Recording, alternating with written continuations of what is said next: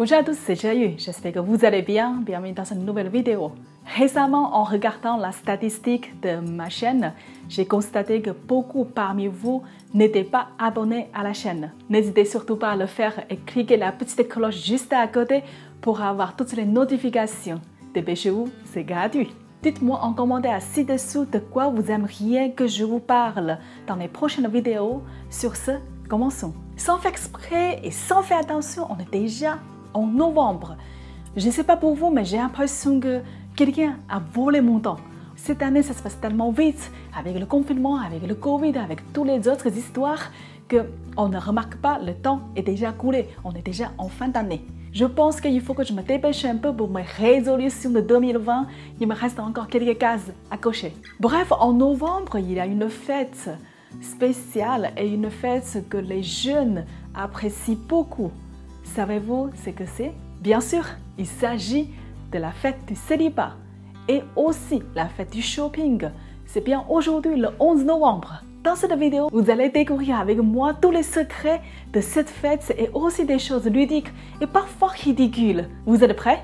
C'est parti!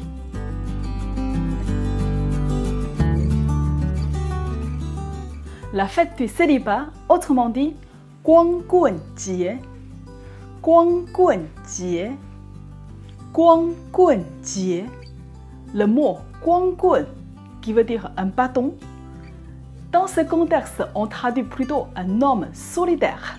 Cette fête est souvent célébrée par des jeunes le 11 novembre de chaque année. Mais là maintenant, on me pose une question, pourquoi c'est le 11 novembre?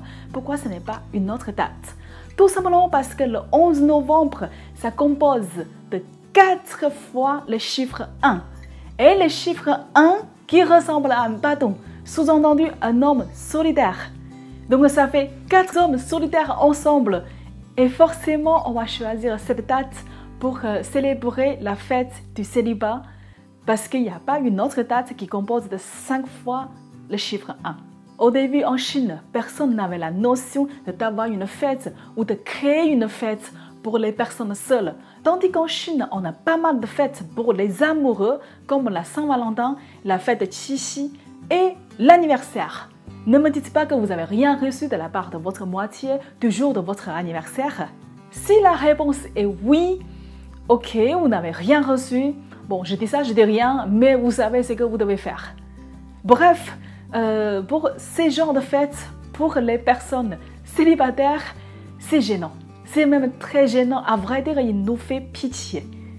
C'était sous ce contexte que la fête du célibat est née dans un environnement universitaire. En gros, c'était quelques étudiants qui ont organisé une soirée privée entre les copains et ils ont invité pas mal des étudiants d'autres spécialités et espéraient que cela formait des couples. Le résultat était plutôt bien, il y avait des couples créés grâce à cette soirée, mais aussi surtout il y avait une compréhension de folie, de partage et d'échange entre des célibataires. Désormais, pour ces gens, ils veulent avoir un jour spécial pour eux et c'est le début de la fête du célibat. Au fur et à mesure, cette fête est appréciée et acceptée par des jeunes.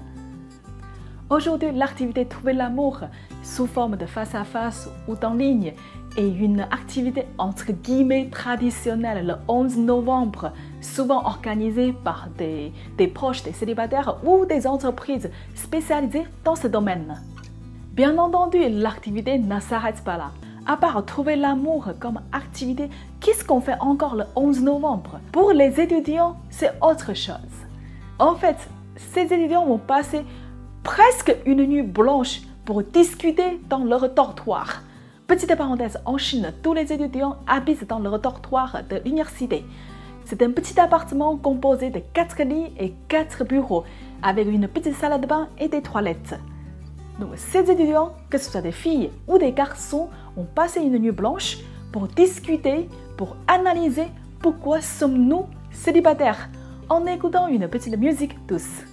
Le dortoir de l'université, ce qu'on appelle aujourd'hui 大学寝室. 大学寝室. 大学寝室. Du côté ludique, à ce jour, certains vont commander un petit déjeuner pour leurs copains célibataires. Ça s'appelle un menu des célibataires. Il compose de 4 churros chinois. 4根油条 4根油条 4根油条 油条 c'est ce qu'on appelle le churros. Mais attention, ce n'est pas la même chose que churros espagnol. Le churros chinois est moins pâteux et c'est salé surtout. Souvent, on le mange le matin. Si vous avez l'occasion de voyager en Chine, n'hésitez surtout pas à en commander le matin. C'est très délicieux. En gros, on commande ce menu célibataire pour ces gens comme leur petit déjeuner en espérant qu'un jour, ils quittent l'état célibataire. Ça veut dire on le pousse à trouver leur moitié. Comme tout à l'heure dans mon introduction, je vous ai déjà mentionné que le 11 novembre, non seulement c'est la fête du célibat, mais aussi la fête du shopping. Pourquoi? Cette fois-ci, on n'appelle plus Guangguanjie, on appelle Shuangshi. Shuangshi. Shuangshi. Shuang qui veut dire double. Shi 11. Shuangshi qui veut dire 2 fois 11. Donc le 11 novembre. Depuis 2009, les sites de commerce en ligne Taobao et Tmall, rattachés au groupe Alibaba, ont lancé une promotion de folie le 11 novembre afin de pousser l'économie de la Chine. L'idée est de créer un jour comme Black Friday.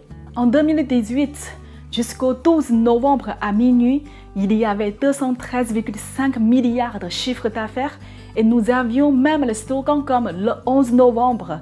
Une promotion de folie, achetez un, 3 gratuits. Pour être honnête avec vous, en 2018, à ce jour, j'ai acheté 3 cartons de masques cosmétiques et quelques électroménagers. En fait, je n'ai pas pu résister, c'était pas du tout cher. Voilà, j'ai craqué.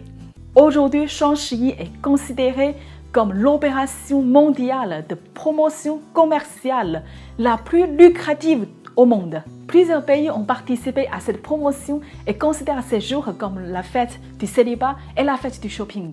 Voilà, c'est déjà la fin de cette vidéo. Connaissiez-vous cette fête? Connaissez-vous un pays dans lequel cette fête ou un équivalent existe aussi? N'hésitez pas à me le dire en commentaire sous cette vidéo, je vous répondrai avec plaisir. On se retrouve dans la prochaine vidéo. Bonne fête à ceux qui sont concernés. Ciao!